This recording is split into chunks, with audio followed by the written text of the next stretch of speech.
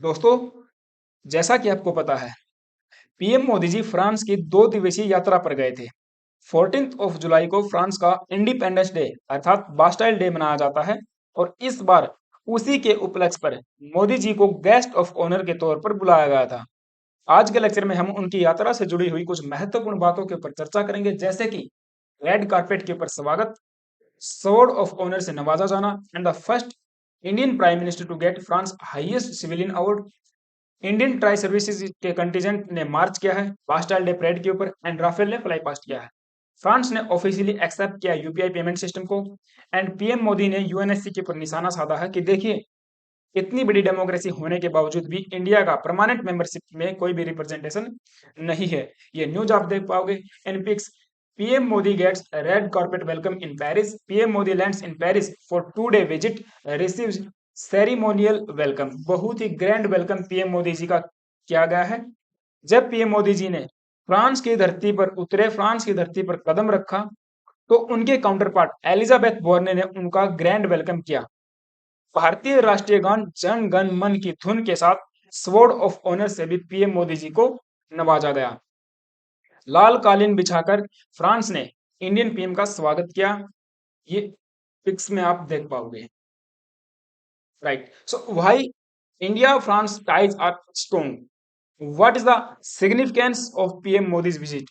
क्योंकि देखिए, जब हम बात करते हैं स्ट्रेटेजिक पार्टनरशिप की, तो ऑलमोस्ट 30 पार्टनर्स, फ्रांस जो कि सबसे ओल्डेस्ट हमारा पार्टनर है, 25 साल हो गए हैं इंडिया और फ्रांस की स्ट्रेटेजिक पार्टनरशिप को, जो कि 1998 के अंदर शुरू हुए थे। 1998 में आपको पता है, जब भारत ने न्यूक्लियर टेस्ट किया था पोखरण के अंदर, पोखरण 2 जिसको हम कहते हैं, या फिर हम उसको ऑपरेशन शक्ति के नाम से भी जानते हैं, तो फ्रांस ने उसको बैक किया था। हालांकि यूके एंड रशिया ने भी इस चीज को सपोर्ट किया था, या फिर मैं कहूँ भारत के ऊपर कोई भी सैंक्शन नहीं लगाए थे। बाकी दूसरे अगर आप देखोगे, यूएस वगैरह और यूरोपियन कंट्रीज ने भारत के ऊपर काफी हैवी सैंक्शंस उस टाइम पे इम्पोज कर दिए थे। लेकिन 1998 से ही भारत और फ्रांस के बाइलेटरल जो हमारे संबंध है, उनकी नींव रखी जाती है। और इस प्रकार से हम देखते हैं कि आज 25 साल हो गए हैं, उसकी सेलिब्रेशन के लिए ही मोदी जी को वहां पे बुलाया गया है गेस्ट ऑफ ऑनर के तौर पर। और अगली बड़ी खबर है कि पीएम मोदी जी को फ्रांस का हाईएस्ट सिविलियन अवार्ड, जिसको कि grand cross of the legion of honour के नाम से जाना जाता है, से नवाजा गया है। यह बहुत ही प्रोमिनेंट पर्सन को फ्रांस के द्वारा दिया जाता है, जैसे कि Nelson Mandela, King Charles and Angela Merkel, जो कि जर्मनी की पूर्व चांसलर थी। नाउ इंडिया भी अब इसी कड़ी में, या फिर मैं कहूँ पीएम मोदी जी भी इसी लिस्ट के अंदर शामिल हो गए हैं। पीएम मोदी जी ने ट्वीट करके इसकी जानकारी दी। It is with great humility that I accept the grand cross of the legion of the honour, और 140 करोड़ भारतीयों को यह ऑनर दिया जाता है। फ्रांस के प्रेसिडेंट और उनकी गवर्नमेंट को यहाँ पे थैंक किया जाता है for this gesture. Right. It shows their deep affection toward the India and a resolve for furthering friendship with our nation. तो बिल्कुल हमारे जो फ्रांस के साथ में फ्रेंडशिप है, जो स्ट्रेटेजिक पार्टनरशिप है, ये उसी का एक गेस्चर है। नाउ ये जो अवार्ड है, इसको national order of the legion of honour या फिर royal order of the legion of honour के नाम से भी जाना जाता है, जो कि 1802 के अंदर, 1802 के अंदर नेपोलियन बोनापार्ट के द्वारा शुरू किया गया था। और उसके बाद आने वाली फ्रेंच गवर्नमेंट्स एंड रेजिम ने भी इसको अपना लिया और तब से यह अवार्ड दिया जाता है। जैसे कि हम लोग बात करते हैं भारत रत्न की, जो कि भारत का सबसे बड़ा सिविलियन अवार्ड है, उसी प्रकार से यह फ्रांस का सबसे बड़ा सिविलियन अवार्ड है। हालांकि ये मिलिट्री और सिविल दोनों कैटेगरी के अंदर दिया जाता है, यहाँ पे आप देख पाओगे। राइट, जैसे हमारे पास भी यहाँ पे कैटेगरी होती है, भारत रत्न, पद्म विभूषण, पद्म भूषण, पद्मश्री, उसी प्रकार से यहाँ पे 5 कैटेगरीज आपको देखने को मिलेंगी: night, officer, commander, grand officer and the grand cross, जो कि सबसे बड़ा है। और यही अवार्ड सबसे बड़ा पीएम मोदी जी को दिया गया है। ये रेड जो कि इंसान यहाँ आप देख पाओगे। राइट, नाउ क्या पहले किसी भारतीय को यह अवार्ड मिल चुका है? तो इसका जवाब होगा हाँ। 1930 में भूपेंद्र सिंह महाराजा ऑफ पटियाला, जो कि एक रियासत हुआ करती थी पंजाब के अंदर, उनको इस अवार्ड से नवाजा जा चुका है।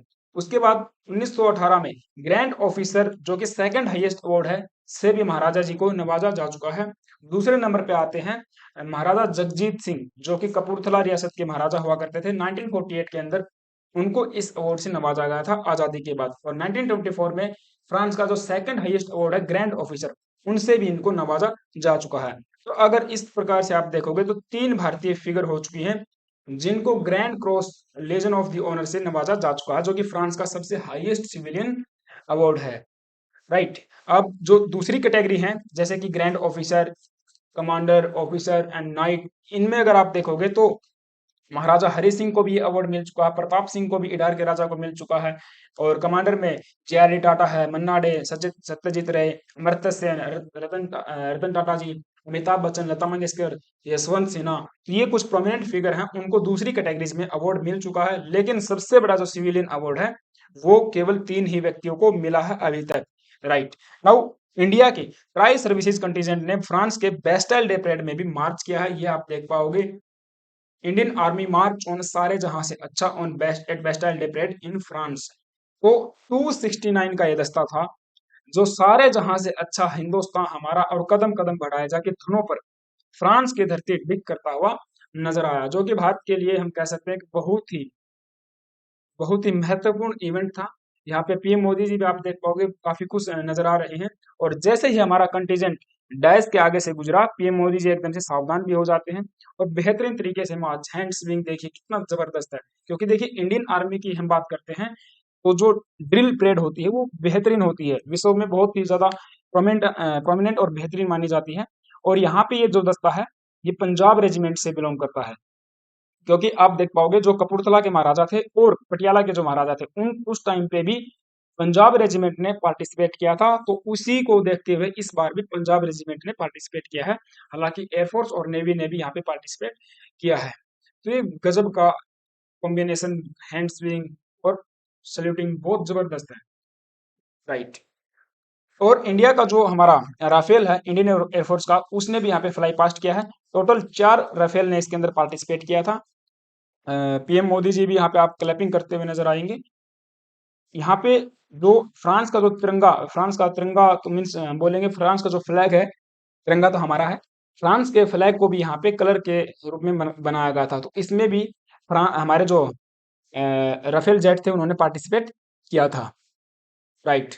अब और दूसरी बड़ी खबर निकल के आती है कि India's UPI to be used in France will start from the Eiffel tower. PM Modi ji ने जब भारतीय जनता को मीन्स जो भारतीय हमारा डायस्पोरा है फ्रांस के अंदर उसको एड्रेस कर रहे थे, तब यहाँ पे इस चीज को रिवील किया कि इंडिया और फ्रांस ने यूपीआई डील कर ली है और अब यूपीआई को फ्रांस के अंदर भी यूज किया जा सकता है। Indians will soon be able to use UPI in France. तो अब यहाँ पे जो टूरिस्ट हैं, मोस्टली टूरिस्ट के लिए इसको लॉन्च किया गया है। जो भी इंडियन टूरिस्ट जाएंगे या फिर इंडियन डायस्पोरा जो फ्रांस में रहता है वो अब रुपी में पेमेंट कर पाएगा। हालांकि इसमें थोड़ा सा समय लगेगा लेकिन धीरे धीरे इसको इम्प्लीमेंट कर दिया जाएगा, क्योंकि यह एक कदम देखा जाता है यूपीआई का अंतर्राष्ट्रीयकरण में। हम लोग इसको बहुत से देशों के साथ में इसका एग्रीमेंट, इसका डील कर चुके हैं, जैसे कि यूएई है, भूटान है, नेपाल है, सिंगापुर है, यूके है और यूएसए है। तो इन सब के साथ में भी इसके ऊपर बातचीत चल रही है।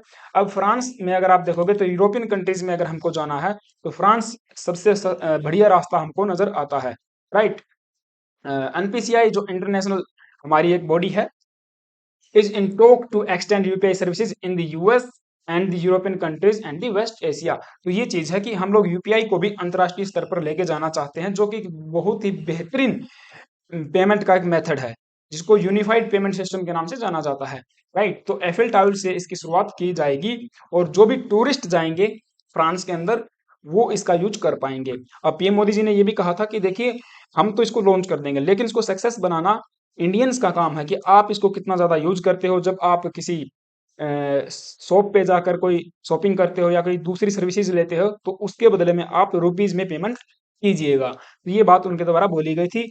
और एक सबसे बड़ी महत्वपूर्ण खबर ये थी कि इंडिया के जो पीएम है मोदी जी, उन्होंने यूएनएससी को यहाँ पे टारगेट किया, उनको हिट आउट किया कि देखिए how can UNSC claim to speak for the world when its largest democracy is not permanent member. ये भारत की बात कर रहे हैं कि भारत दुनिया की सबसे बड़ी डेमोक्रेसी है और उसी का कोई भी परमानेंट सीट यहाँ पे परमानेंट रिप्रेजेंटेशन यूएनएससी में देखने को नहीं मिलता है।